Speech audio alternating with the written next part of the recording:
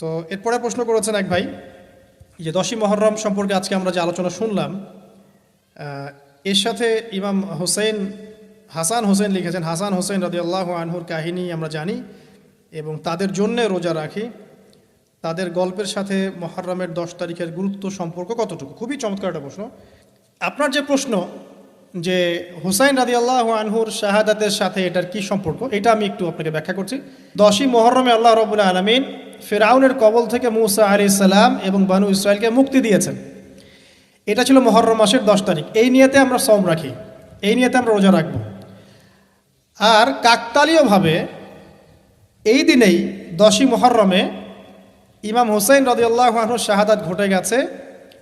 এটা প্রায় 60 কি 62 হিজরির দিকে ঘটনা। কথা কি বুঝতে পারছেন? আমি বুঝাতে পারছি না। অনেক পরে, মানে কাকতালীয়ভাবে এই দিনেই হুসাইন রাদিয়াল্লাহু আনহুর শাহাদাতটা ঘটে গেছে। এই কারণে আমাদের মধ্যে একটা প্রচলন হয়ে গেছে যে হয়তোবা এই উদ্দেশ্যে এখানে রোজা রাখতে হয়।